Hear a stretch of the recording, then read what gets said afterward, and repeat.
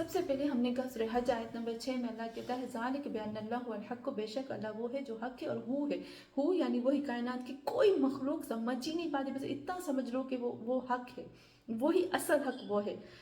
پھر اس کے بعد جب ہمیں پتہ چل گیا کہ وہ حق ہے، پھر سورہ یونس آیت نمبر 32 میں بھی اللہ کہتا ہے ذالکم اللہ ربکم الحق، وہی وہ بے شک وہ اللہ ہی ہے جو تمہارا رب ہے۔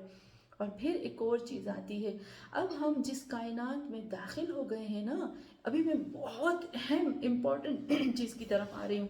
میں کائنات کا ایک حصہ بن گئی، آپ کائنات کا ایک حصہ بن گئے،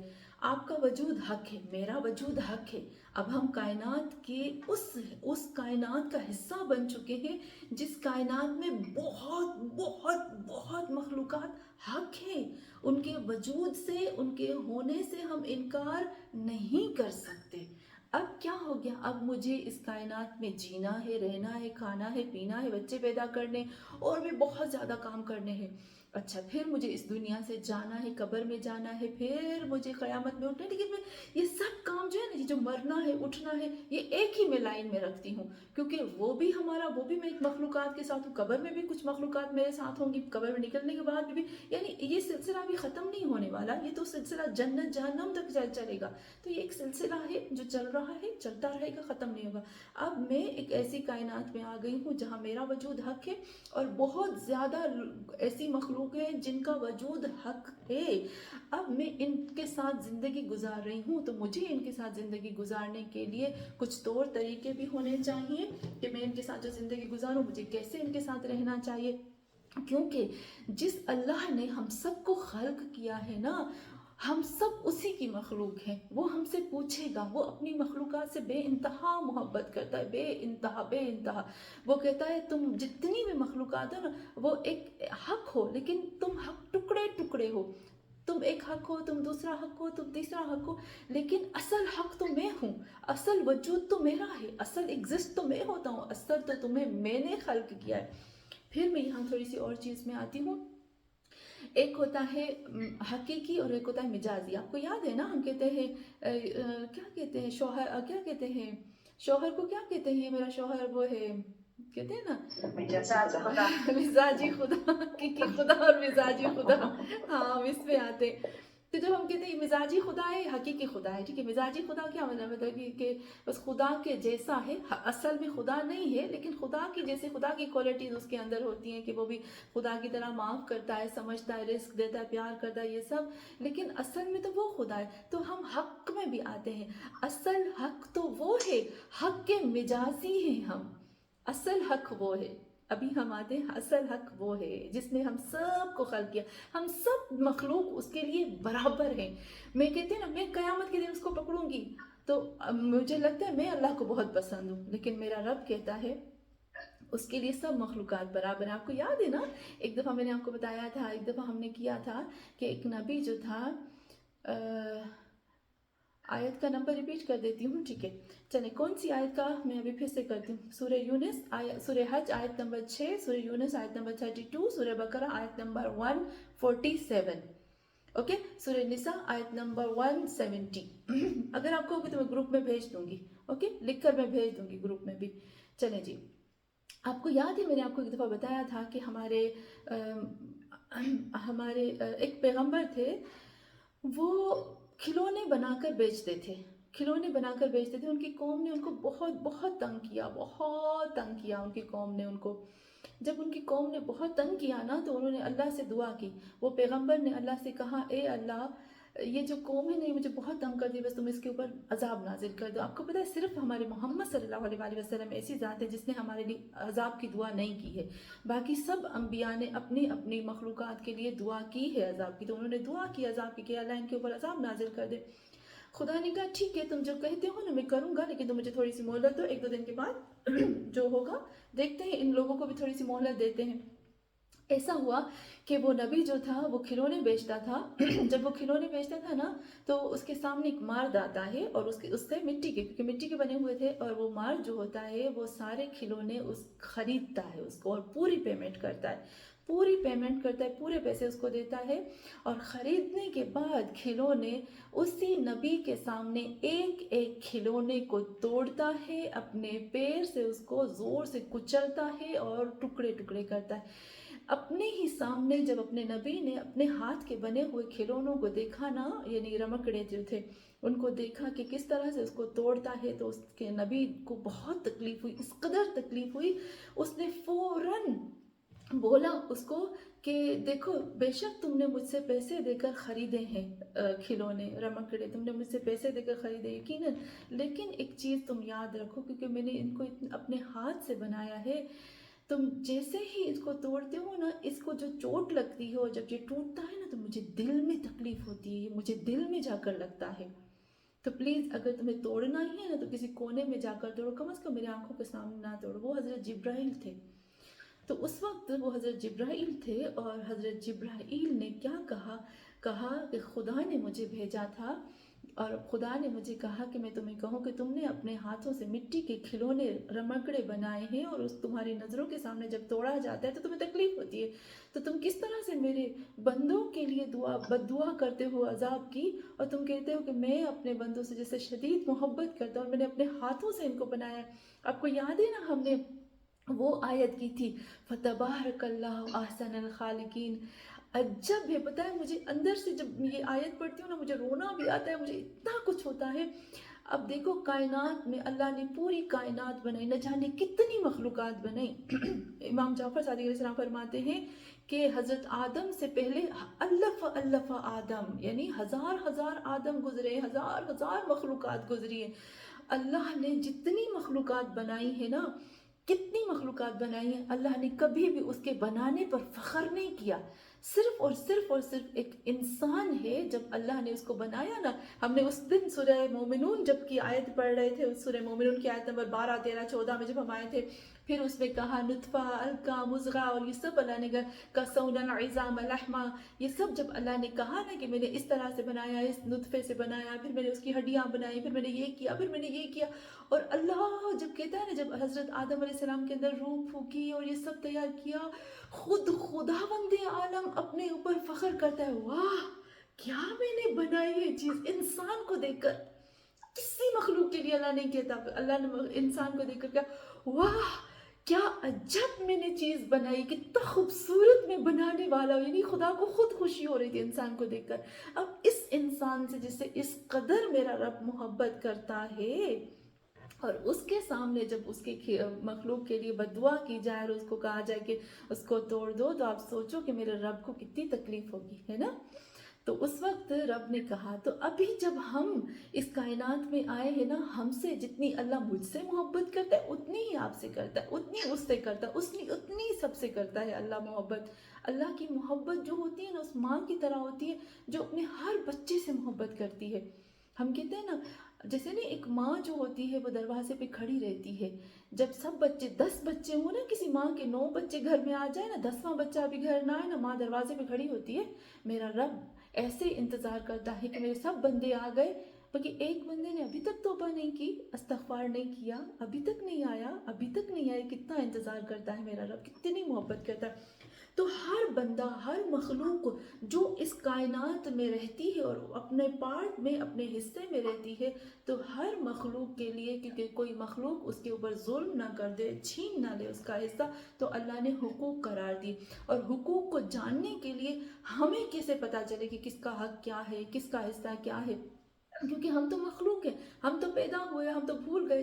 جو اللہ نے عالم ارواح میں ہم سے وعدے لیے تھے، سب کچھ کیا تھا، ہم تو بھول گئے، پر ایک چیز ہمیں یاد ہے، وہ ہے وہ اللہ ہمارا رب ہے، وہ ہمارا مالک ہے، تو بس یہی اللہ نے کہا، اسی چیز کو یاد رکھ کر تم حق کی طرف آ سکتے ہو۔ سب سے پہلے کہا کہ جب تمہارے لیے ضروری ہے کہ تم جان لو کہ اللہ تمہارا رب ہے۔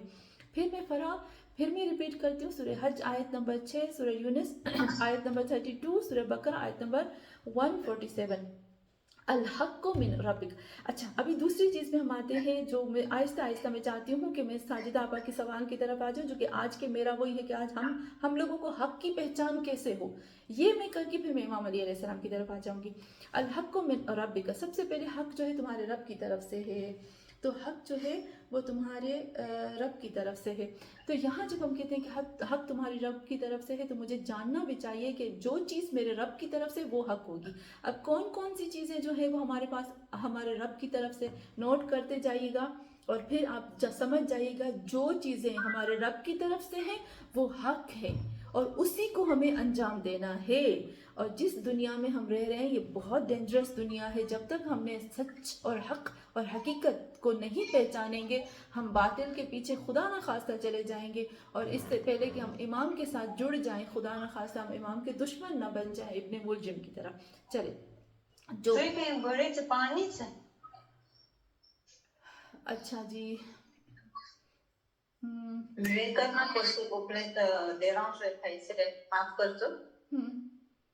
چلیں جی. اچھا پھر ہم آتے ہیں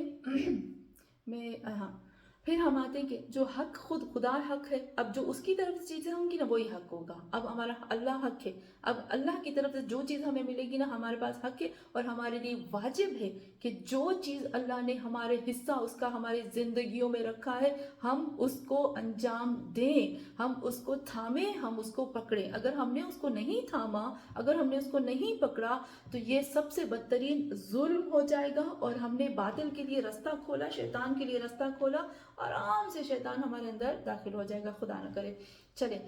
تو سب سے پہلے ہم نے کہا خود خدا حق ہے. دوسری چیز جو اللہ کی طرف سے حق ہے، تو اللہ کی طرف سے جو سب سے پہلا حق ہے وہ ہے سورہ نساء. پھر سے بولتی ہوں، سورہ نساء آیت نمبر 170. یہاں پر ہم آتے ہیں، اس میں اللہ کیا کہتا ہے، یا ایھا الناس قد جاءکم الرسول بالحق من ربکم. مزے کی بات یہاں آپ نوٹ کریے گا، آپ یہاں نوٹ کریے گا کہ اللہ نے کیا کہا، یا ایھا الناس کہا ہے. اللہ نے کیوں نہیں کہا یا ایھا المسلمون، یا ایھا المومنون، کیوں نہیں کہا؟ اللہ نے کہا یا ایھا الناس، یعنی روئے زمین پر، زمین کے اوپر جتنے بھی انسان ہیں، ان کی جیسی بھی کوالٹی ہے، وہ جس بھی مذہب سے تعلق رکھتے ہیں، ان کی نیچر، ان کی عادتیں، ان کا جو بھی رہن سہن، کھانا پینا جیسا بھی ہے، اللہ کہتے ہیں مجھے اس سے تعلق نہیں، لیکن میں تمہیں بتاتا ہوں حق. قد جاءکم الرسول، تمہارے پاس میرا بھیجا ہوا آ گیا، یعنی میرا نبی آیا، میرا محمد صلی اللہ علیہ وآلہ وسلم آ گیا، بالحق، وہ بھی حق کو لے کر آیا، من ربکم، تمہارے رب سے. تو پہلی چیز جو ہمارے رب سے ہمیں ملتی ہے وہ ہے ہمارا نبی. تو اب ہمارا نبی جو ہے وہ حق ہے، نمبر 1. اب ہمارے لیے ایک ٹھوس ثبوت ہے، جو پاورفل، ایک طاقتور ہمارے ہاتھ میں ایک ویپن آ گیا ہے کہ ہمارے پاس پاورفل چیز ہے کہ میرا نبی جو ہے وہ حق ہے اور مجھے اس کو چھوڑنا نہیں ہے. جس نے بھی نبی کو چھوڑا وہ باطل ہے، اور جو باطل ہے وہ تباہ ہونے والا ہے اور پھر وہ ضائع ہونے والا ہے. وہ باطل تو نیست و نابود ہونے والا ہے. تو جس نے بھی نبی کو چھوڑا وہ نیست و نابود. ٹھیک ہے، اب دوسری چیز کی طرف آتے ہیں. جو دوسری چیز میرے خدا کی طرف سے ہے وہ ہے نزل الکتاب بالحق، میں نے نازل کیا کتاب کو حق کے ساتھ. تو قرآن ہمارے لیے حق ہے، تو قرآن ہمارے لیے حق ہو گیا. افسوس کی بات یہاں پر یہ آتی ہے کہ ہم نے قرآن کو بہت، پتہ نہیں ہم قرآن کو کیوں گیم کی طرح لیتے ہیں. مجھے یہی سمجھ میں نہیں آتا کیونکہ ہم نے حقوق نہیں سمجھے ہیں. میں ابھی اس کو کروں گی، جب میں ابن ملجم کی طرف آتی ہوں نا تو پھر میں اس کو تھوڑا سا کھولتی ہوں کہ قرآن جو ہے ہمارے لیے حق ہے. ہم نے قرآن کا حق، میں نے ابھی آپ کو بتایا کہ جو چیز بھی کائنات میں آتی ہے، کائنات کا حصہ بنتی ہے، پارٹ بنتی ہے، تو اس کے لیے کچھ کام ہمیں کرنے ہوتے ہیں، اس کے خاص کچھ کام ہوتے ہیں، ان کو حقوق کہتے ہیں. اور قرآن کو اللہ نے ہمارے لیے نازل کیا ہے، تو اس کا مطلب ہے قرآن کا حق ہماری گردن پر واجب ہے. افسوس کی بات یہاں پر یہ آتی ہے کہ جب ہم کچھ لوگوں کو، بس میں یہاں بھی بتا دیتی ہوں تاکہ میں جب ابن ملجم کی طرف آؤں، خوارج کی طرف آؤں، میں یہ ریزن بتاؤں گی کہ آخر کیوں مولا علی علیہ السلام کو شہید کیا گیا. جب میں اس کی طرف آؤں تو پہلے تھوڑا سا اس کی طرف آتی ہوں کہ یہاں پر ہم آتے ہیں کہ قرآن کے حق، قرآن کے کتنے حق ہیں، ہماری گردن پر واجب ہے کہ ہم اس کو انجام دیں. سب سے پہلے جو قرآن کا حق ہے نا وہ ہے تلاوت قرآن. پھر اس کے بعد جو حق آتا ہے نا وہی مخرج کے ساتھ پڑھنا، ترتیل کے ساتھ پڑھنا۔ قرآن کی تلاوت ہماری گردنوں پر واجب ہے، قرآن کے 5 حقوق ہیں جو ہمیں انجام دینے ہیں، اگر ہم نے ایک حق بھی انجام نہیں دیا نا تو ہم نے اس کے اوپر ظلم کیا۔ تو سب سے پہلا حق یہ کہ ہم قرآن کی تلاوت کریں، اس کو پڑھیں، اس کی ریڈنگ کریں۔ افسوس کی بات یہاں پر یہ آتی ہے کہ جب لوگوں سے کہا جاتا ہے نا قرآن کا ترجمہ پڑھو، قرآن کو عربی میں قرآن کی میننگ پہ غور کرو، قرآن کی چیزوں پہ غور کرو، تو وہ سمجھتے ہیں کہ ہم قرآن کا ترجمہ پڑھیں، عربی چھوڑ دیں۔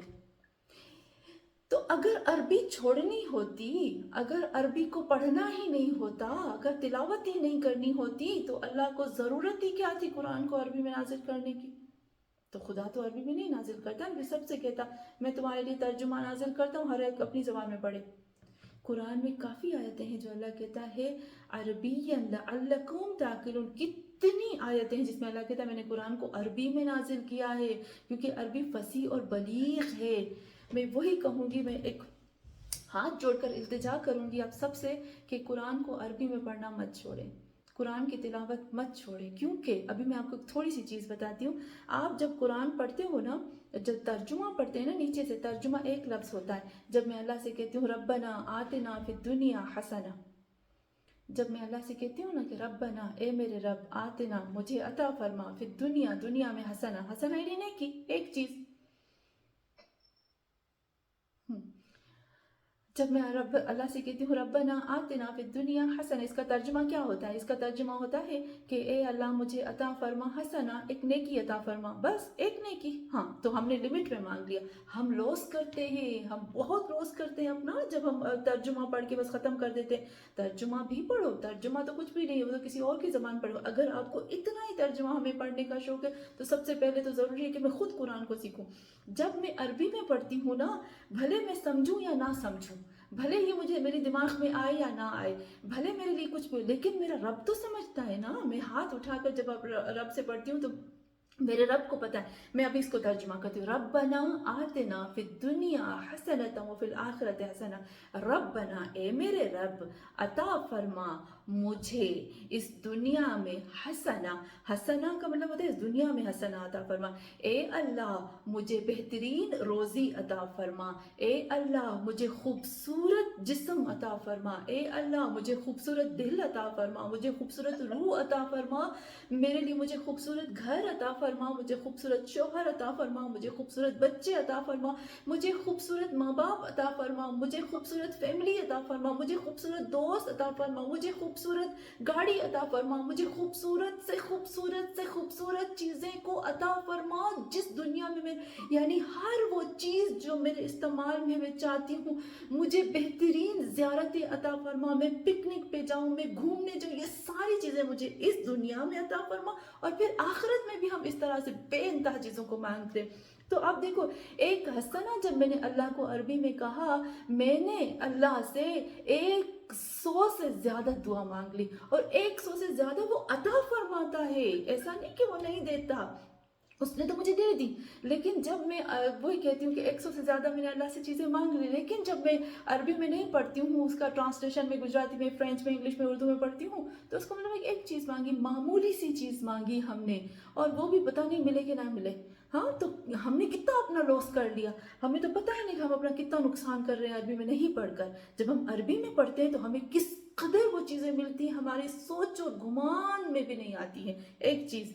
اور دوسری چیز ہم یہ یاد ہے کہ عربی میں قرآن اللہ کا کلام عربی میں ہے، میرے نبی کے اوپر عربی میں نازل ہوا۔ ایک شخص کہتا ہے نا کیوں نہ میں قرآن کو عربی میں پڑھوں، میرے محمد نے جب عربی میں پڑھا، میرے علی نے جب عربی میں پڑھا، میری زہرا نے، میرا مہدی جب عربی میں پڑھتا ہے تو میں کون ہوتا ہوں کسی اور زبان میں اس کو پڑھنے والا؟ میں وہ زبان، وہ الفاظ میں اپنی زبان پہ جاری کروں جو میرے رب نے جاری کیے ہیں۔ میں کسی اور کی جو ترجمہ ہوتا ہے نا، کسی اور انسان، معمولی سے انسان کا ہوتا ہے، میں کسی اور معمولی سے انسان کا ترجمہ پڑھ کے میں کسی معمولی انسان کے الفاظ کو اپنی زبان پر جو عام مخلوقیں کرتی ہوں اور اللہ کے جو خاص الفاظ ہیں ان کو چھوڑتی ہوں۔ یہ حقوق میں نہیں آتا، یہ ظلم میں آتا ہے، نمبر 1۔ نمبر 2 جو حق ہے قرآن کا وہ ہے ترتیل کے ساتھ، مخرج کے ساتھ، اور پھر اس کو خوبصورتی کے ساتھ پڑھو، ورتل القرآن ترتیلا۔ نمبر 3 جو آتا ہے وہ قرآن کو سمجھ کر پڑھو، اس کا ترجمہ۔ پھر نمبر 4 جو آتا ہے تدبر کے ساتھ پڑھو، کہ تدبر اس میں ہے کہ ہر آیت کے پیچھے دبر ہے، دبر، ہر آیت کے پیچھے کیا ریزن ہے، کیا سبب ہے، کیوں وہ ہوا، کس طرح سے ہوا۔ اور نمبر 5 آتا ہے کہ ہمیں یہ پتہ ہونا چاہیے کہ وہی یہ جو قرآن آیا ہے وہ کس انداز میں آیا، کس وحی میں آیا، کس شیپ میں آیا، میرے نبی کے اوپر کس یعنی جو وحی تھی اس کی کتنی قسمیں تھی، میرے نبی کی حالت کیا ہوتی تھی، میرے نبی نے کس طرح سے اس کو لکھا، یعنی یہ خوبصورت ایک ملاپ بن جاتا ہے۔ جب یہ 5 چیزیں جمع ہوتی ہیں نا تو آپ یقین مانو ہمیں اللہ اور اس کے رسول اور اس کے قرآن سے عشق ہو جاتا ہے۔ چلیں پھر ہم آتے ہیں لاسٹ چیز میں آتی ہوں جو اللہ قرآن جو اللہ کی طرف سے ہے۔ ایک میں نے کہا نبی حق ہے جو اللہ کی طرف سے، اللہ نے کہا وہ حق ہے اور اس کی طرف سے جو چیز ہے وہ حق ہے، خود رسول حق ہے، اور پھر کلام الہی حق ہے، اور تیسری چیز جو اللہ کی طرف سے حق ہے جو ہماری گردنوں پر ہے، جو ہمیں دی گئی ہے، وہ ہے ما اتاکم الرسول فخذوہ وما نہاکم انتہو فانتہو۔ ابھی دیکھو ایک اور چیز ہے، وہ کون سی ہے کہ امام ہمارے ائمہ معصومین علیہ السلام، جو کچھ رسول نے دیا ان کو لو، جو رسول نے منع کیا اس کو چھوڑو، جو چیز رسول نے دی وہ حق ہے، جس سے منع کیا وہ باطل ہے، اس کو انجام نہیں دینا ہے ہم نے باطل کو۔ تو حق ہے کہ ہم ہر رسول کی بات کو مانیں جو دیا بولے۔ رسول نے کہا انی تارک فیکم الثقلین کتاب اللہ و عترتی اہل بیتی لن تضلوا، یہ ہرگز جو ہے وہ ایک دوسرے کو نہیں چھوڑتے یہاں تک کہ وہ حوض کوثر پر میرے تک آ جائے، ٹھیک ہے۔ اچھا یہاں ہم نے دیکھا، اور ایک اور چیز جو میں آتی ہوں حق کی طرف، آپ اس کو نوٹ کریے گا کہ وہ ہمارے لیے حق ہے، ہماری گردن پر حق ہے، وہ کون سا ہے؟ جو آیا مباہلہ میں کیا کہا تھا پتہ، یہ میرے دل میں، اس سینے میں میری آیت لگتی ہے کہ مجھے رونا آتا ہے کہ کاش ہر مسلمان کے اندر اگر یہ آیت جگہ کر جاتی نا۔ غدیر کو تو بھلا دیا، چلو ٹھیک ہے غدیر کو بھلا دیا، بھول گئے نا غدیر کو، کوئی بات نہیں، لیکن کم از کم اس آیت کو تو نہ بھولو کہ جب رسول خدا صلی اللہ علیہ وآلہ وسلم کو آیا مباہلہ میں خداوند عالم نے کہا تھا اے محمد تم اپنی عورتوں کو لے آؤ، اپنے بیٹوں کو لے آؤ اور اپنے نفس کو لے آؤ، تو یہاں جو ہے نا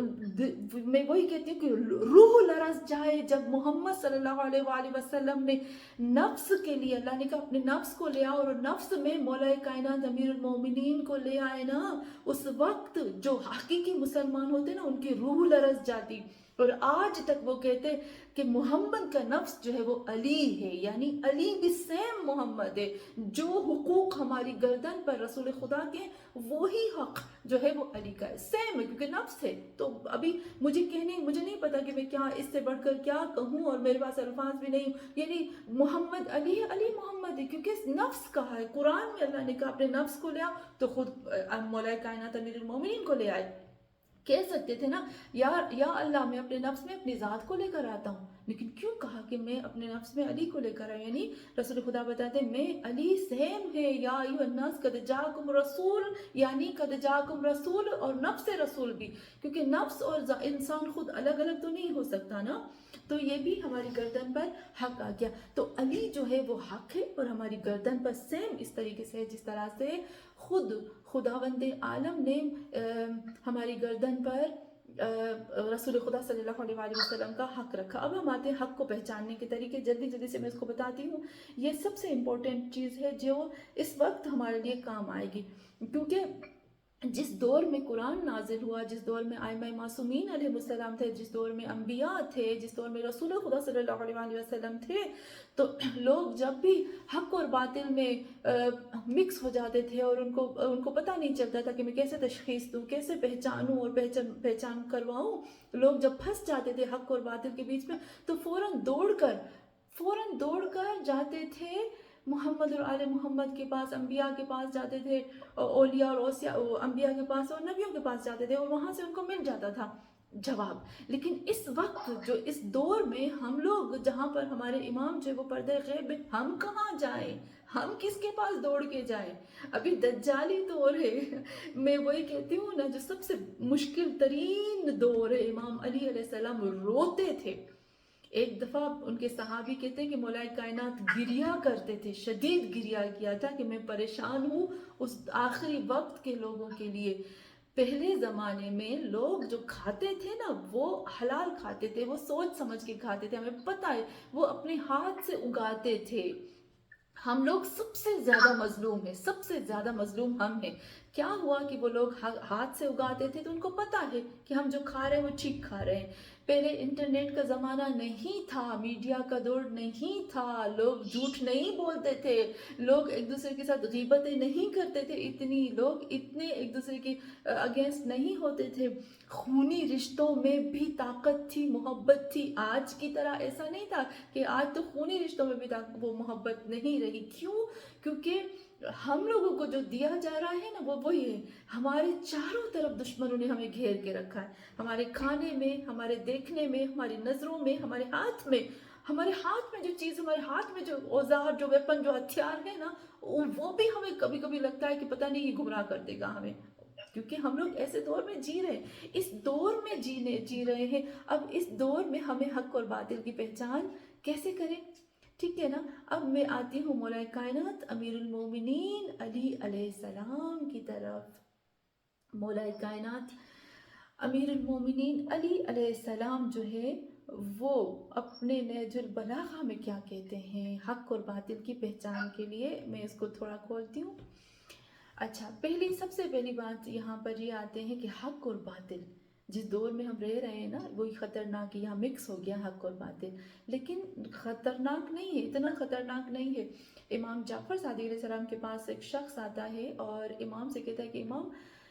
میں نے سنا ہے کہ آخری دور میں بہت خطرناک ہوگا، بہت ایسا ہوگا، بہت. وہ بتاتا ہے جیسے ہمیں بھی پتہ ہے واقعی ہم لوگ کس طرح سے جیتے ہیں بغیر امام، بغیر نبی کے. بہت مشکل ہے ہمارے لیے جینا، لیکن ہم لوگ جی رہے ہیں. تو انہوں نے کہا کہ مولا